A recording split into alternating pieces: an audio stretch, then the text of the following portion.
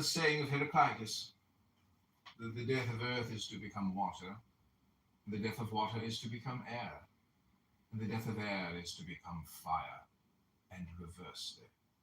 And think too of him who forgets whither the way leads, that men quarrel with that with which they are most constantly in communion.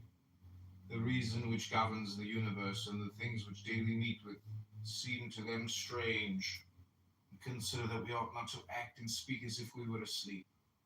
For even in sleep we seem to act and sleep and speak, and that we ought not, like children who learn from the parents, simply to act and speak as we have been taught. If any god told thee that thou shalt die tomorrow, certainly on the day after tomorrow, thou wouldst not care much whether it was on the third day or on the morrow, unless thou wast in the highest degree mean-spirited. For how small is the difference? So think it no great thing to die after as many years as thou canst name rather than tomorrow.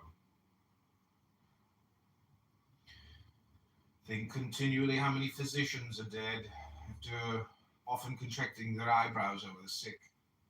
How many astrologers, after predicting with great pretensions the deaths of others.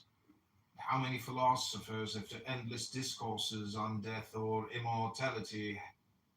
How many heroes, after killing thousands. How many tyrants who have used the power of men's lives with terrible insolence as if they were immortal. And how many cities are entirely dead, so to speak, Alice and Pompeii and Herculaneum, and others innumerable. Add to the reckoning all whom thou hast known, one after another. One man after burying another has been laid out dead, and another buries him. All of this in a short time. To conclude, always observe how ephemeral and worthless human things are. And what was yesterday a little mucus, tomorrow will be a mummy or ashes. Pass then through this little space of time, conformably to nature, and end thy journey in content. End thy journey in content. Just as an olive falls off when it is ripe, blessing nature who produced it, and thanking the tree on which it grew. Be like the promontory against which the waves continually break, but it stands firm and tames the fury of the water around it. Unhappy am I because this has happened to me. Not so, but happy am I, though this has happened to me, because I continue free from pain, neither crushed by the present nor fearing the future. Such a thing as this might have happened to every man, but every man would not have continued free from pain on such an occasion. Why then is that rather a misfortune than this a good fortune? And dost thou in all cases call that a man's misfortune which is not a deviation from man's nature?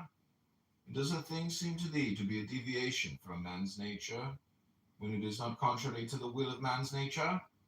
Well, thou knowest the will of nature.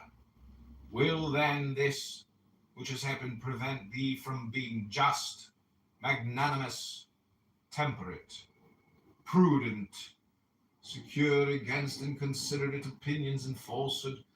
Will it prevent thee from having modesty, freedom, and everything else, by the presence of which man's nature obtains all that is its own? Remember, too, on every occasion which leads thee to vexation, to apply this principle. Not that this is a misfortune, but that to bear it nobly is good fortune. It is a vulgar, but still a useful help towards contempt of death, to pass in review those who have tenaciously stuck to life. What more then have they gained than those who have died early? Certainly they lie in their tomb somewhere at last.